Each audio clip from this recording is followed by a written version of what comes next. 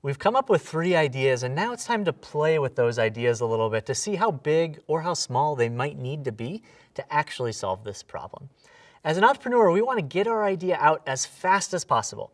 The quicker that you can show your customer your solution, the quicker you're going to get feedback from the person who is actually going to buy it or use it, right? And so instead of spending months and years trying to build something, showing it to the customer, and then having them tell you, no, actually, that's not what I wanted, we want to get out as fast as possible. We don't want to waste years, money, all this time and effort to build something people aren't going to use. So what we want to build is what's known as an MVP, a minimum viable product.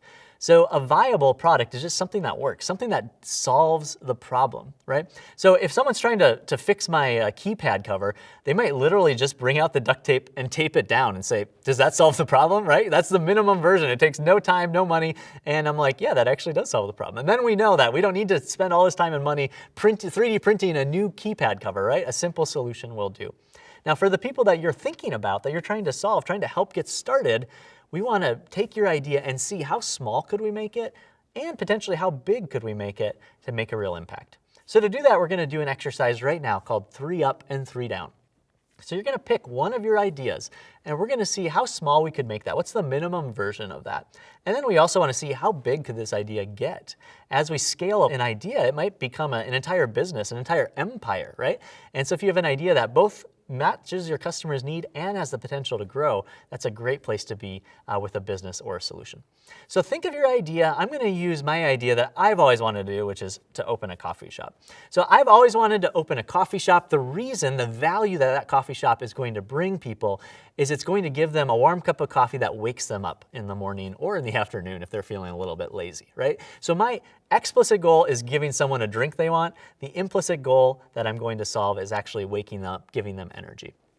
So instead of opening a coffee shop, which is going to take a lot of time, I have to find the right space, I'm going to have to buy all the equipment, and I don't have that money. I don't even know how to do that. I'm going to take my coffee shop and make it one level smaller. So instead of a coffee shop, let's instead do a pop-up shop, right? So we can just put a table up in the school hallway or at the farmer's market or maybe at the mall, and I'm just going to sell coffee from this little table. At the end of the day, I can fold it up. There's very little equipment cost, but it's enough for me to see, is this the right value or the right solution for my customers? Are they getting a hot drink? And are they waking up and smiling after they get this coffee, right? So I'm going to test that with a pop-up shop, but maybe I can make that even smaller. So instead of having a table, I'm going to shrink that idea one level down. And I'm going to do maybe a mobile coffee shop, meaning I'm just going to make a pot of coffee and have some cups. I'm going to walk around and offer it to people, right? So they can just pay me on the spot. I can pour them the cup of coffee and they have it. So again, they're still getting their cup of coffee and hopefully smiling and feeling good after they get it. So that's a little bit smaller, and that doesn't cost very much time or money to start. But what if I make it even smaller? What if I just set a pot of coffee out in the hallway on a table and said, give what you can, right? Pay what you can, or maybe ask people to put $1 or $2 in. Is that going to get them their cup of coffee? It probably will. Are they going to leave smiling because they have it? I think so, unless that personal interaction is something that's going to help them. So that's going to help me test my idea even more.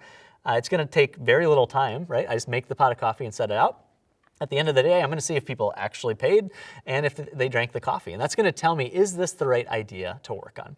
Now, it's not limited to just thinking about the minimum viable product, but we can look at the maximum potential, right? The scale. So when we talk about scale, scale is just making something bigger, right?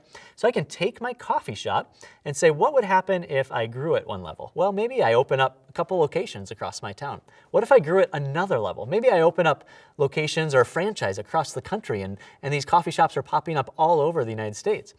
What if I grow it one more level and I start to sell my beans, sell my merchandise across the globe, right? So people are getting my beans around the world, people can get my coffee, and they're all getting their needs met of having a warm cup of coffee and getting a smile on their face because they're feeling energized. So this is an idea that really can go really small to start, and it has the potential someday to grow really large.